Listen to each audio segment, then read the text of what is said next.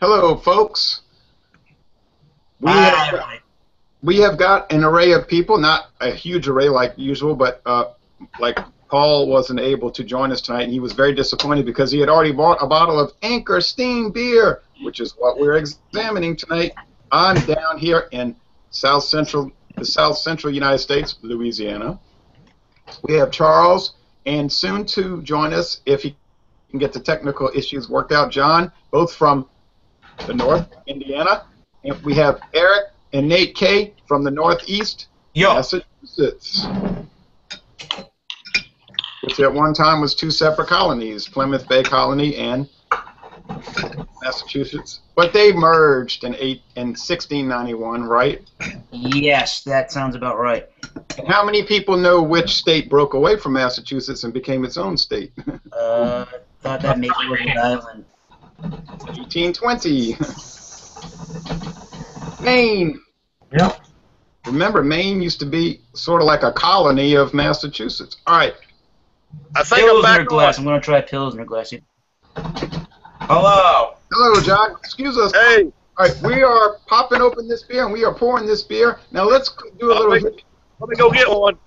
Okay, let's do a little history of this beer. Now you know, the company was founded in 1896, but they said that they ran into all kind of financial problems, and by 1965, it already closed down once in '59, and then in 1965 they reopened. In '65 it almost closed down again, and then the present owner bought it, and he didn't know what to do because the people that owned it before, they didn't worry about cleanliness, they didn't worry about quality control, so the beer was pretty much hated around San Francisco, and it was nobody bought it. So Right.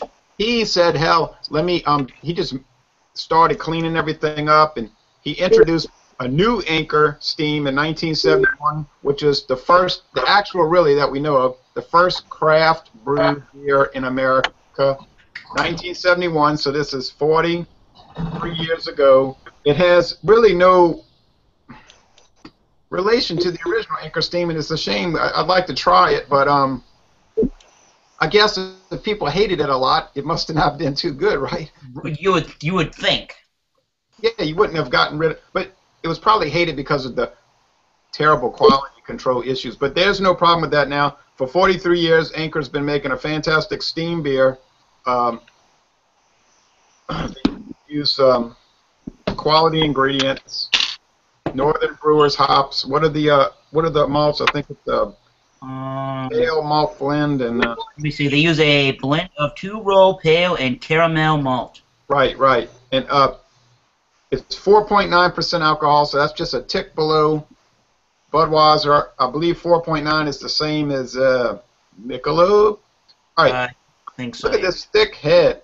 Yeah, I agree with that statement Nate, entirely. what do you get, Yep. Nate? I got that too. Wow, it's a beautiful looking beer. Now, what's the color? Sort of a deep gold, huh? It's like orange, dark copper orange. I don't know. Yeah, it's borderline orange. A little cloudy.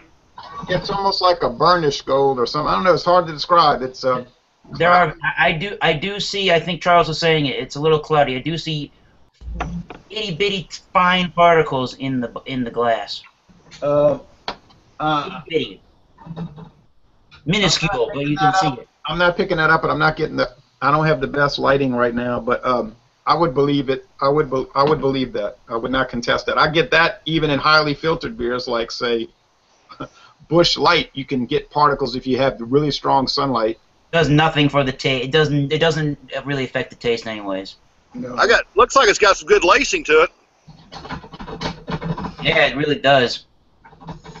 I'm trying to find a date here. It says Dates. it's confusing to me at the bottom of the glass. I don't. Oh, right. Well, I think we all agree that it's a beautiful looking beer. Now, how many has anyone here never had Anchor Steam? I've never had it actually. Who is that? That's Nate. Yeah. Wow, that's kind of exciting. So we have a first time.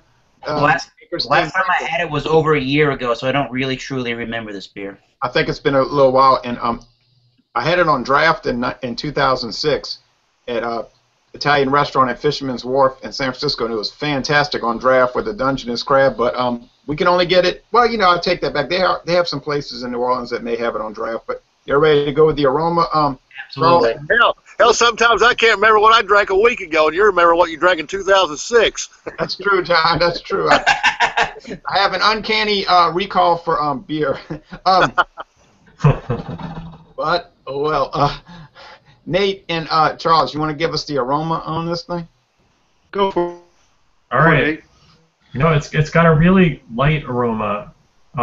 Definitely comparing it to what we had last week when we did the Oktoberfest.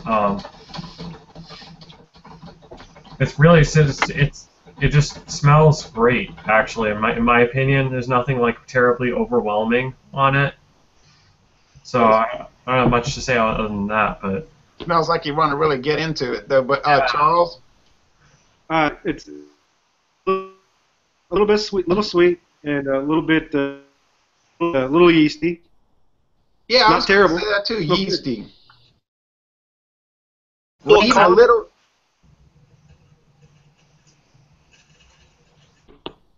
Maybe some. I'm getting a big like a spicy note out of this beer. Yeah, I was going to say that too. It's almost like it's got a tinge of hop resin. Yeah, absolutely is what I'm getting on that. There is a little bit of that caramel that John was just talking about, and I think obviously there's a little bit of that brown bread crust, and I do get a pretty good amount of a graininess, but it doesn't smell like it's adjunct in any nature. That's what I was getting ready to say. It's almost got that grainy adjunct taste to it, almost. I think. Well, I don't think. I get a small hint of like some caramel or something in it though too. I'm not really getting caramel, but it could be a shade of it. It could be a shade. Just a little bit of that caramel coming out. But I'm really getting a lot of bread. Lightly toasted or roasted, I guess toasted malt. There is some hop bitterness there. I don't know what the IBUs are. I can't imagine they'd be too high, but it's definitely there to round it out. Don't you agree? There is a huge amount of like a spiciness in this beer. Yeah, I didn't get that before when we were smelling it, but I can definitely taste it. Yeah, so he's picking. Nate's picking that up. Well, I'll tell you what, man. Mouthfeel is. What do you say, John? You're good on mouthfeel. You say it's medium. I'd say it's light to a light medium maybe. Yeah, low medium. Yeah. Yeah. It's pretty dry. I would say it's a pretty dry finishing beer. Yeah, I'd say this beer is crisp like a beer that's crisp. And you do get to play along with the spiciness. That you do get a good prickly feeling from the carbonation, which spicy sort of a hop feel, pretty interestingly enough. Definitely good and crisp. Well, it's got beautiful lacing, and it's a fantastic looking bottle, really. It's an onion. And you know, it's one of the very few beers that you'll see it's actually got beer on the label. Yeah. Does it Anchor I never Steam thought about beer? that. It's a beautiful label, and it's such a very unique style and tasting beer. There's not a lot of lagers that you buy.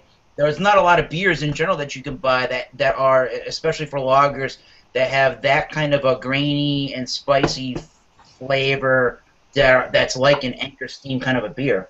I don't know if you'd put this as a lager or just a unique taste of its own. Well, they say it's sort of a hybrid. You know, a lager brewed at high temperatures. I don't know. Right. It is a lager, but it's definitely way higher than what you would get with any of your Budweiser, Coors, Miller, Pabst. Not to downgrade those. No, I'm not downgrading those, but it's it's obviously way better. But hey, that's the way it goes. Well, it's kind of hard. It's kind of hard. Besides, there's a little bit of that sweetness, there's some graininess, and there is definitely some kind of a spiciness. It's just really kind of hard to put some of flavors together into actual words. It's just such a unique tasting beer. You're right. You're right. And I even picked, this is going to sound crazy, but with a deep inhalation of even picking up a touch of lemon. Yeah, that's really, there is a light fruitiness. You're right about that. I wasn't expecting that. I think this is one of those beers that you could definitely pick out in the taste testing. Oh, man, when I do those taste challenges with the regular type beers, I'm always getting them wrong. You know, I can't get them right. They taste so much alike, but I think this one would stand out, no doubt about it. You know, with its little bit of hop at the back and the spices, and I think it's a unique beer. It's owned by itself, I think. There's nothing else out there like this beer. Yeah, and it's really making me have a flashback to 8 years ago when I was out there in San Francisco drinking this on draft now and eating that Dungeness crab and dipping the crab meat in the drawn butter. And then, man, I was just like, oh, wow. That was like the highlight of the trip, almost. Of course, going to the 3 San Francisco Giants games wasn't a low point, but I mean, it was just so memorable. And plus, there was a waitress, and she was from Russia, and she didn't hurt the experience either. But anyway, I am starting to notice in the finish. The finish is fairly dry, but it's got. You can tell it's a lager because it has like this. After a while, you start to taste the grainy. I don't want to say like a musty kind of a grain, but you do start to get after it dries that grainy kind of a finish that you get with a lot of other type of lagers. But it doesn't taste like, obviously, because they don't use rice or corn. It doesn't taste like that. It tastes like, you know, some kind of earthy, grainy barley malt maybe, or whatever. It's got to be that, yeah. Well. My opinion about this beer is it's awesome. I mean, if I had to drink this beer every day for the rest of my life, I would never get tired of it. I couldn't afford it to drink it the rest of my life. No, I'm saying it. Yeah, right. I'm just saying if the price was reasonable. It's not. You know, it's expensive for me. But I tell you what, I'm just talking about flavor alone. I'd never get tired of this beer. No, I wouldn't either. It's an awesome beer. What now? Yeah. It's an awesome beer. I could drink it every day if the price was affordable. Eric? Seems like this would be a good beer for in a lot of different situations. I was thinking as I'm drinking this might be good with any kind of barbecue or any kind of grilled meat that you might have. Yeah, it would be good with hamburgers and hot dogs and sausage especially. A tuna salad, a shrimp salad. I think your fans of Yingling would probably like Anchor Steam a lot. Oh, yeah, exactly. It's like, but this is one of those beers that if somebody wanted to transition over, I think this would be an excellent transition beer to transition over to. Yeah, because I cannot see how any regular beer drinker could claim that this would be nasty or too harsh. No. Or like they'll say it's too bitter. It is not bitter at all. I mean, yes, bitterness, but the beer is not bitter. You know what I mean? That's just an aspect of it. What do you think, Charles? What's your final opinion of it? I'm going back to what Eric just said because it just popped in my head. Yeah. He is spot on with the Yingling comment because there's a huge similarity between these two beers with the exception of the hop on this one, but the bitterness at the end they're not the same, but going back to what everybody else said, yeah, it's a good drinker right here. You're talking about the regular Yingling, the original Yingling, right? In comparison, yes. Yeah, okay. All right, well, I find Yingling just, I don't want to start problems, but, you know, sometimes I'll get Yingling and it's really good and it's flavorful, and then other times I'll get it and it's like it has no taste. Right. I don't understand. It's like maybe their quality control is not good, but other people have told me, yes, that's true. I've had great experiences with Yingling, like when I was at the Inner Harbor in Baltimore. I think it was like 2009, and I had it on draft. Dynamite beer! Then later, I bought a 24-ounce can, and I poured it, and it was like nothing. So, I don't know. I have to revisit Yingling, I guess. Absolutely. Again. Now, let me throw a little Anchor Steam trivia out there. All right, and then I'm going to get Nate to give us his final, and then I'm going to go back to Charles because Charles I got to talk to Charles. All right, what, John? Was Anchor Steam in 1988 not the first craft brewery to make a wheat beer since Prohibition? I wouldn't deny that fact being I true. believe they are. I believe they were the first ones to come out with a wheat beer since Prohibition. I don't know that. I do know that Japan was the country that bought the cherry trees for the Washington D.C. by the mall in Washington D.C. That's totally irrelevant, but it's trivia. I believe that is right. I believe they was the first ones to make a wheat beer since Prohibition. Interesting. Wait, you're telling me they're the first American company to make a wheat beer since Prohibition? I believe that is right, yeah. I believe you might want to look that up, but I believe my little bit of beer knowledge, I believe that is right. Well, you know, let me say this to you.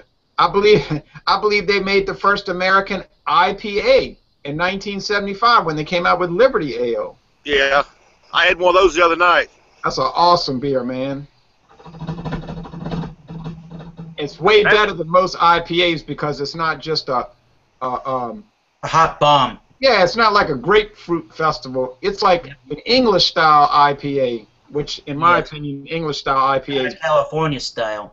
They beat the fool out of American-style IPAs. That's my opinion. That's just my opinion. Now, I thought it was a tremendous IPA. It's not over the top where you choking on hops.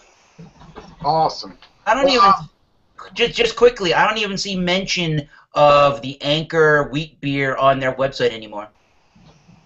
It's in the our history portion of it. Here also. Oh, okay. Right here. Yeah, Vita used to make a wheat lager and they discontinued it. Anyways. Okay, now Nate, you're the new guy as far as drinking this particular beer because you've never had it before. So, what is your overall opinion of this beer? Well, see, I am a fan of Yingling for most of the times. You know, when I do get that good batch of Yingling, like you, I definitely agree that there are some Yinglings that are better than others for whatever reason. But if this is consistent, this brew, then it could easily become my go-to, like Yingling was. So I mean, there's really nothing bad I can really say about it. It's light. It's not like I mean, I'm a fan of stouts usually, so it's not obviously not as heavy as a stout. It feels like something that I could drink at like a summer barbecue or something like people have been saying. I don't really disagree with anything about that. It's a good beer. Yeah, and I 100% agree with you. And Charles, what is your final view of it? I agree with what Nate just said. It's all around good base, good hop, good sweetness, good balance to it. Just all around good beer. Nothing extravagant, nothing special, but just all around great. I'm going to go even further with it, and it could be the beer talking, the alcohol. I don't care really. I tell you what, to me, this beer is almost like perfect. It's like flawless. I cannot find anything negative with it. So in a way, you could almost say it's like 100 out of 100 because, I mean, if you're going to criticize this beer, you're just looking for things, in my opinion. You're just trying to find something wrong with it, and that's bullcrap, man. That's why I rate. When you look at Eric's probably looked at my written reviews and all, maybe on Rate Beer and Beer. I tend to rate stuff really high, and I don't apologize for that because most of the beers I try are really delicious. So, but I mean, this one is dynamite. I love it. If Anchor Brewing Company is watching this video right now, and they probably are, I'm going to say this. Y'all keep doing the awesome work. You're a brewery that I admire so much. As Joe D would say, bing, bing, bing, bing, bing. Right. But, there's really, in what you guys are saying, there's nothing you can say bad about this beer. I mean, it's a I've not had one for probably about 4 months. And it's a consistent beer. I mean, every time I've had one, it's been consistent, and it's just an all-around good beer. It's a go-to beer, and if I had a recommendation for anybody, I mean, as a transitionary beer, this would be it. I just wish the price was a little bit cheaper in my neck of the woods, but I mean, it would be a go-to beer in my choice by far. What would you do if it was $11.99 a 12-pack? I paid more than that for it, Bob. I'm saying, what would you do? I said, what would you do if it was $11.99 a 12-pack? I'd probably every 4-month beer.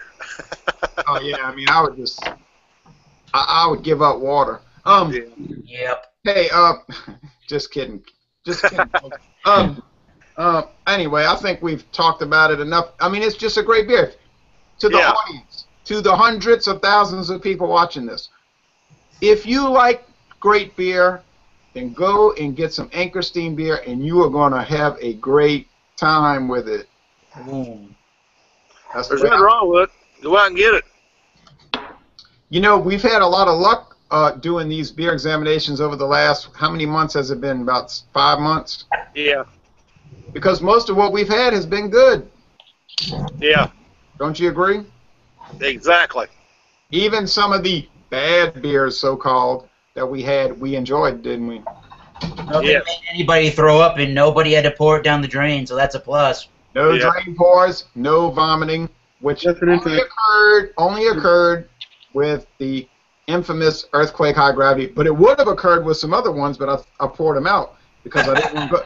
Like with the Super Brew 15 from Romania, I poured it out. I said, I cannot go through this again. With those camos, the camo silver ice, the black ice, and the extra X. Yeah. I said, oh no, I ain't. I'm just not going there. I want to drink beer to enjoy it, not drink beer to go through, psychological trauma. I can honestly say in all the beers I've drank in my whole life, I've only poured one beer, and it was a Mexican beer. I can't remember the name, but it had a freaking pepper in the bottom of it. Had to be one of the nastiest beers I've ever. I know what you're talking about. I know what you're talking about. I don't know the name, but I know I've seen it. I think they sell it at Mathern's, in fact. Okay, Charles Lewis. Charles sends us a link saying that August Shell Brewing in 1984 made the first American wheat beer since Prohibition. Awesome. Oh well. Who did? For you, Anchor. It's somebody saying that they said they did it before the other. Yeah, well. False advertising. Okay, it was the 80s. Somebody did it in the 80s when I was in high school, and Van Halen's 1984 came out. Okay. Well, I wasn't drinking too much beer in the 80s. Unfortunately, I missed the. That's my fault. I missed the boat. But I believe they did make the first. August Shell, isn't that from Minnesota? Isn't August Shell from Minnesota? Well, next week I think we have a very exciting beer coming up, and it's an ale. It's an ale, and it's been brewed since 1710. That's right. The same year that Great Britain was established, I believe that's right, 1710. So, well, that's pretty old. And it's called Smithwick's Irish Ale. Oh yeah, baby. And that's another one of those beers that I could just drink all day long. If I was a problem drinker. I'm not a problem drinker. Thankfully, I'm a hobbyist, luckily, but some people, have problems. But anyway, thank you for watching this video production, folks, and I appreciate everyone for participating, Charles and Eric and John and Nate, and I'm sorry that other people couldn't jump in, but, it's hard to schedule these things, as we all know.